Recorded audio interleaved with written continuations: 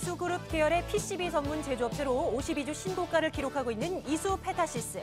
과연 신고가 랠리를 지속하며 새로운 역사를 써내려갈 수 있을까요? 지금 어떤 대응 전략이 필요할지 김종의 신고신저가에서 알아보겠습니다. 네, 김종효 연구위원과 함께 또 신고가를 기록하고 있는 종목 한 가지 보겠습니다. 악재를 한꺼번에 찾아온다더니 시장 분위기가 그리 좋지가 않습니다. 그럼에도 불구하고 이수페타시스는 오늘 같은 시장 속에서도 소폭 상승입니다. 이유부터 한번 찾아볼까요? 네, 여러 가지 이유가 있겠습니다만 일단 실적적인 측면에서 개선이 나타나고 있다. 먼저 이 종목이 뭐 하는 종목인지 간단하게 살펴보게 되면 이제 우리가 PCB 얘기 많이 하잖아요. 그런데 이 PCB 용도도 굉장히 다양합니다. 이수페타시스 이 본사에서 만들고 있는 PCB는 통신 장비용입니다. 그런데 최근에 포지 관련 장비가 늘어나고 있다는 얘기와 함께 KMW 한번 말씀드린 적이 있죠.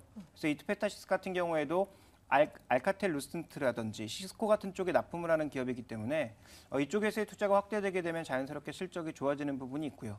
최근에 시장에 더 주목하고 있는 것은 자회사들 흐름입니다.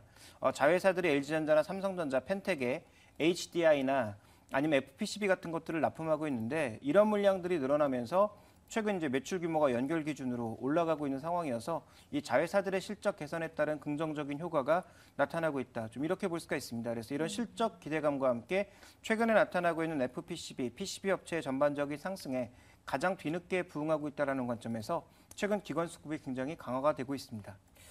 이 수많은 PCB 업체들이 있을 겁니다. 이런 업체 가운데서 이수페타시스는 한 어느 정도 위치에 놓여 있는 것인지 그것도 궁금하거든요. 그 연결 기준으로 보면 1등은 대덕전자 계열이고요. 대덕전자와 대덕GDS의 실적을 합치면 1조가 넘거든요. 매출이.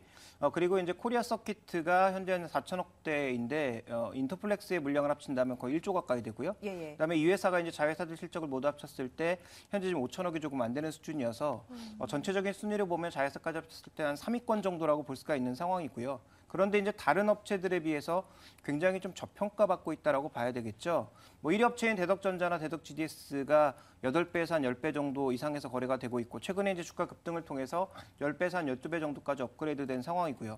코리아 서킷이라든지 인터플렉스, BH, 이녹스 이런 여러 업체들의 평균 PER은 모두 15배 정도 수준까지 올라가 있는 상황인데 이 종목 같은 경우에는 지금 현재 주가 급등했음에도 불구하고 여전히 8배 정도 수준이란 말이에요. 그러니까 이제 최근에 기관 매수가 시장의 여러 가지 어려움에도 불구하고 강화될 수밖에 없는 그런 분위기. 그래서 전체 업계에서는 한 3위 정도권이라고 볼 수가 있겠고 전체적으로 이제 시장에서 누리고 있는 밸류에이션 상으로 봤을 때는 여전히 아직까지는 다른 종목에 비해서는 저평가다 이렇게 볼 수 있는 상황입니다. 그러면 이제 투자자들의 입장에서는 어떤 관점으로 이 이수페타시스를 바라봐야 되는지 궁금합니다. 앞으로 스마트폰에 대한 기대감 이런 것에 좀 묻어서 가면 되는 건가요? 네, 아무래도 이제 그런 기대감은 나타나고 있다고 봐야 될 텐데 전반적으로 이제 스마트폰 시장이 얼마만큼 더 성장할 거냐.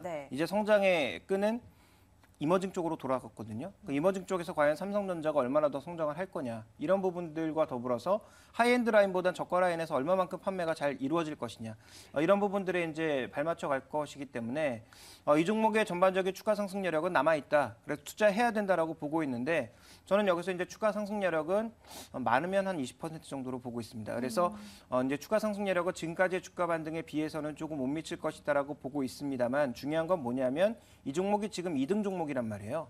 1등 종목처럼 이제 아주 큰 힘을 내면서 먼저 움직인 그런 종목은 아니란 말이죠. 그래서 선도주라고 볼 수 있는 BH, 이녹스 이런 종목군들이 꺾이기 시작한다면 아마 같이 꺾일 가능성이 굉장히 높다라는 측면에서 향후 투자의 체크 포인트는 관련된 종목군들 중에 선도 종목군들의 흐름을 주목해 보실 필요가 있을 것 같고요.